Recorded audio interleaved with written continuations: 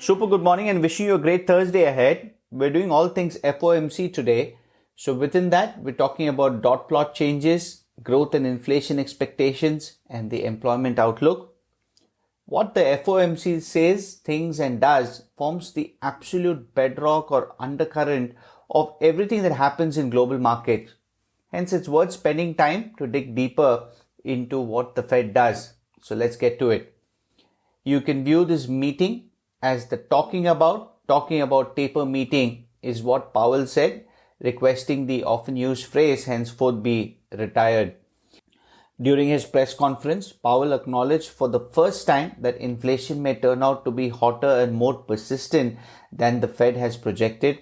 While that still is not the base case scenario, we won't diminish the chance this goes on longer than expected, and the risk is if it begins to affect inflation expectations is what he said, adding that the Fed won't hesitate to move if seemed inflation expectations were moving persistently higher than desired. In updated projections released Wednesday, 13 of the 18 Fed officials indicated they expect to lift short-term rates by the end of 2023, up from 7 who had expected that outcome in March. In March, most anticipated holding rates steady through 2023. 7 officials expected to raise rates by the end of 2022, up from 4 in March. None projected lifting rates this year.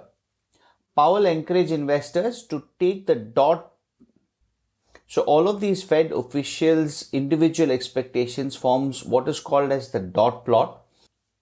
Powell encouraged investors to take the dots with a grain of salt, reminding markets that they represent individual projections and adding that members didn't discuss lift-off timing this week. Part of the rationale for earlier and faster rate increases were more optimistic views over the recovery. The Fed sees faster growth this year, taking the GDP forecast up to 7% from 6.5%. But the committee hardly changed GDP forecasts beyond this year or unemployment projections this year and beyond. On inflation, the PCE inflation estimate was lifted to 3.4% from 2.4%.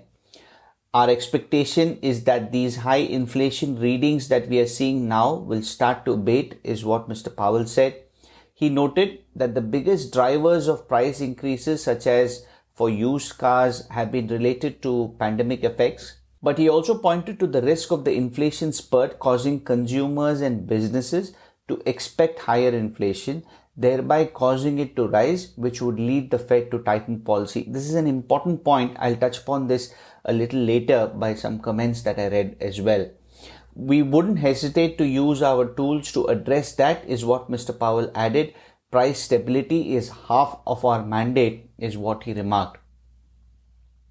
On to employment, officials left their forecast of unemployment in the fourth quarter of this year at 4.5%, basically unchanged from their March projection. Remember, in May, the jobless rate stood at about 5.8%. Powell said factors constraining labor supply, concerns about the virus, childcare, and enhanced unemployment benefit could start to ease in the coming months. In 1 or 2 years, he said, we'll be looking at a very, very strong labor market. Since the officials' previous meeting in April, the labor market's progress has been somewhat slower than they had anticipated. Employers added about 838,000 jobs in April and May, leaving total employment 7.6 million jobs shy of the pre-pandemic levels.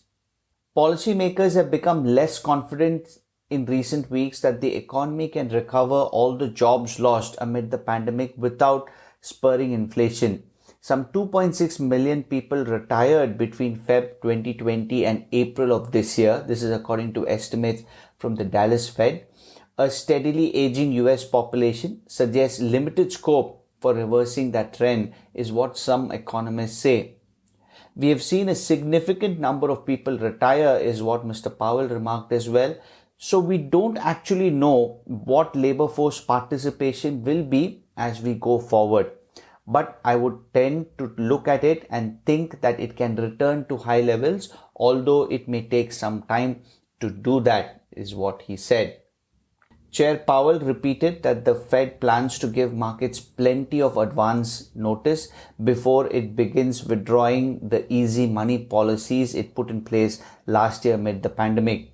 Among his objectives is to avoid triggering the sort of market turmoil or taper tantrum that ensued after Fed announced plans to scale back a similar bond buying program in 2013. He said concern about such an event won't deter the central bank from moving forward, though. We will do what we can to avoid a market reaction, but ultimately, when we achieve our macroeconomic goal, we will taper as appropriate, is what Mr. Powell said. Reaction to all of this from the market perspective, the Dow was down about 0.8%. The S&P 500 was also down 0.5%. The Nasdaq was down about 0.2%. Before the Fed statement, stocks had basically hugged the flat line for much of the day. The yield on the benchmark 10-year Treasury note jumped to 1.56 from 1.49 on Tuesday. Lastly, I just want to end with these very apt comments from the chief investment strategist at QMA. He says, having lived through the inflation of the 60s and 70s, the two things you need for inflation are shortages and psychology. We have seen evidence of shortages, but it hasn't quite gotten into everyone's head that I need to protect myself from inflation, I need to demand higher wages, I need to find a way to protect myself from my standard of living going down, so I need to be aggressive at getting out in front of inflation. We haven't seen that change yet, but I think it's possible over the next several months that we could, is what his comments were. So on the inflation, we need to watch out for two things, like what Mr. Powell said also. One is the inflation that is getting caused from the shortages, but also the psychology that's going to drive it. So interesting times ahead. Stay safe and healthy, and I'll speak to you tomorrow.